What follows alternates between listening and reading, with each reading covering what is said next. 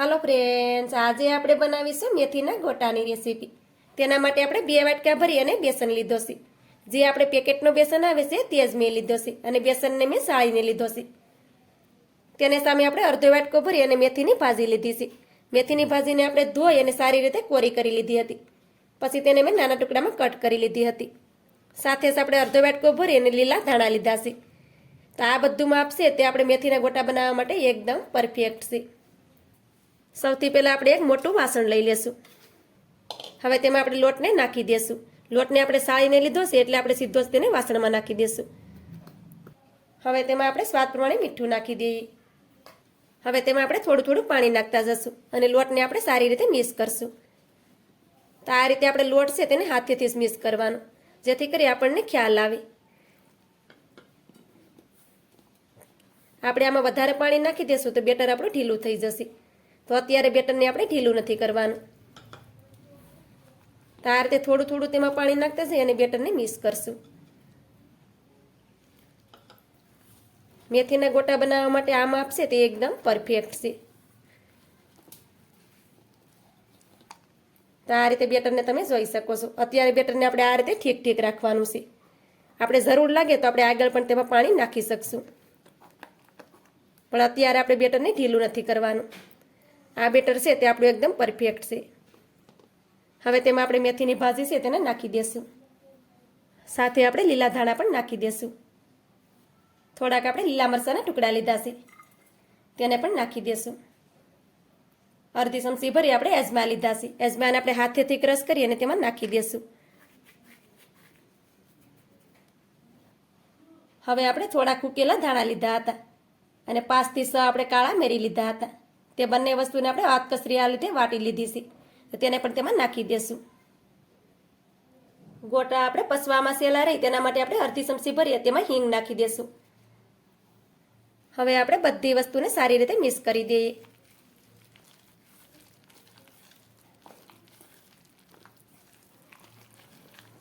તો બધી વસ્તુને આપણે સારી રીતે મિક્સ કરી દેવાની. આ રીતે બેટર બનાવવામાં તમને જો જરૂર લાગે તો જ તમારે વધારે પાણી વાપરવાનું. ને તમને એવું થાય કે બેટર આપણું પરફેક્ટ બની ગયું છે તો તમારે પાણી નહીં નાખવાનું. બેટર આપણું પરફેક્ટ હોય તો ગોટા પણ આપણા સરસ બને.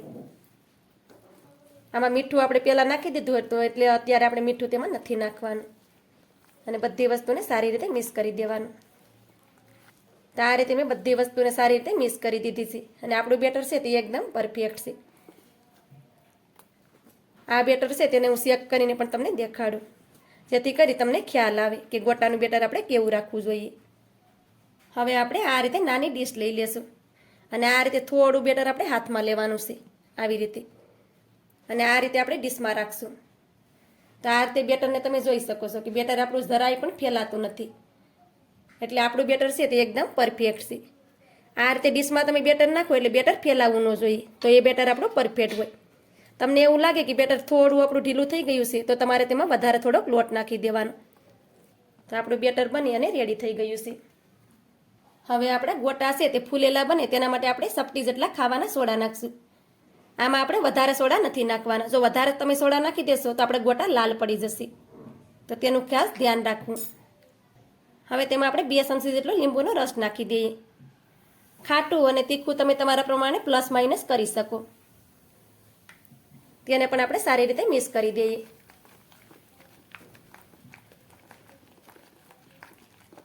લીંબુ નાખવાથી આપણે ગોટા છે તે ફૂલશે અને અંદરથી એકદમ સોફ્ટ અને જાળીદાર બનશે. આ બેટરમાં આપણે હળદરનો ઉપયોગ નથી કરવાનો, કેમ કે હળદર અને સોડા જો ભેગું થશે તો આપણે ગોટા લાલ પડી જશે, તો તેનું ખાસ ધ્યાન રાખવું. તો આ ગોટા બનાવવા માટેનું આપણું બેટર બની અને રેડી થઈ ગયું છે. ગોટાને તળવા માટે આપણે તેલને પણ ગરમ કરવા માટે રાખી દીધું છે. તેલ પણ આપણું સારી રીતે ગરમ થઈ ગયું છે. હવે તેમાંથી આપણે 1 ચમચી ભરી અને ગરમ તેલ લઈ લઈએ અને બેટરમાં નાખી દઈએ. હવે બેટરને સારી રીતે મિક્સ કરી દઈએ. તો આ રીતે બેટરમાં આપણે 1 ચમચી ભરી અને ગરમ તેલ નાખી દેવાનું અને સારી રીતે મિક્સ કરી દેવાનું. તો બેટરને આપણે સારી રીતે મિક્સ કરી દીધું છે. હવે આપણે થોડું થોડું બેટર આ રીતે લેતા જઈએ. તો બેટરને આ રીતે આપણે કઢાઈ છે તેને ઘસીને લેવાનું આ રીતે, અને આ રીતે ગોટાને આપણે તેલમાં નાખી દઈએ. આ ગોટા હશે તે તેની મેળાએ જ ઉપર આવી જશે.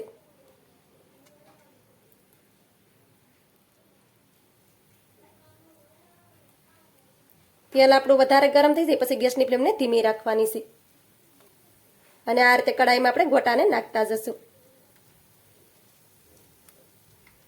તો આ રીતે ગોળ ગોળ ગોટા બનાવવાના.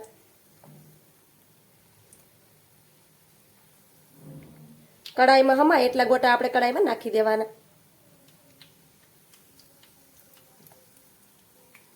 તો આ રીતે ગોટાને તમે જોઈ શકો છો કે ગોટા છે તે તેની હાથે જ આ રીતે ઉપર આવી ગયા છે.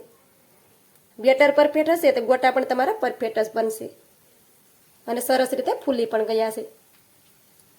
હવે આપણે આ ગોટાને પલટાવવાની ઉતાવળ નથી કરવાની. આ રીતે બધા ગોટાને આપણે ઉપર આવી જવા દેવાના છે. તો આ રીતે તમે જોઈ શકો છો કે બધા ગોટા આપણા ઉપર આવી ગયા છે ફૂલીને. હવે તેને આ રીતે બીજી સાઈડમાં પલટાવી દઈએ. આ રીતે તમે ગોટાનું બેટર બનાવશો એટલે ગોટા પરફેક્ટ જ બનશે અને આ ગોટા લાલ તો બિલકુલ પણ નહીં બને. ઘણી વાર છે તે ગોટાનો કલર ચેન્જ થઈ જતો હોય છે અને ગોટા લાલ થઈ જતા હોય છે. આ રીતે ગોટાને તમે જોઈ શકો છો કે ગોટા આપણે ફૂલીને સાઈઝમાં પણ ડબલ થઈ ગયા છે. આવી રીતનું બેટર હોય તો આ ગોટા એની મેળાએ જ ઉપર આવી જશે અને ગોટાનો કલર પણ તમે જોઈ શકો છો.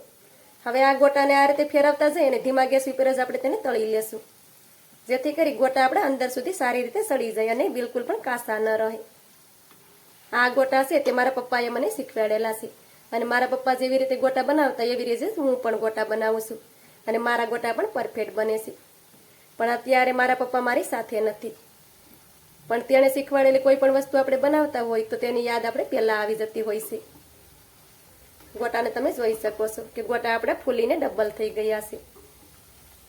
ગોટાને આપણે ધીમા ગેસ ઉપર જ આ રીતે બંને સાઈડમાં ફેરવતા ગયા છે અને ગોટાને તળી લીધા છે. હવે ગોટાને આપણે કાઢી લઈએ. તો આ રીતે બધા ગોટાને આપણે ઝારામાં લઈ લેશું જેથી કરી વધારાનું રહેલું બધું તેલ નીકળી જાય. આ રીતે ગોટાને તમે જોઈ શકો છો કે તેમાં તેલ તો બિલકુલ પણ નહીં રહે. હવે ગોટાને આપણે એક થાળીમાં લઈ લઈએ અને આ જ રીતે બીજા ગોટાને તળી અને રેડી કરી લઈએ. આ રીતે આપણે બધા ગોટાને તળી અને રેડી કરી લીધા છે. ગોટાને તમે જોઈ શકો છો કે ગોટા આપણા એકદમ સોફ્ટ બન્યા છે અને અંદરથી આ ગોટા છે તે એકદમ જાળીદાર બન્યા છે. તમે ગોટાને જોઈ શકો છો કે ગોટા આપણા અંદરથી એકદમ જાળીદાર બન્યા છે. તો આ રીતે ગોટા તમે પણ ચોક્કસથી બનાવજો. તમારી આજની રેસીપી તમને સારી લાગી હોય તો લાઇક, શેર, સબસ્ક્રાઈબ કરવાનું ભૂલતા નહીં. તો મળીશું એક નવી રેસીપીની સાથે. ત્યાં સુધી બધાને જય માતાજી.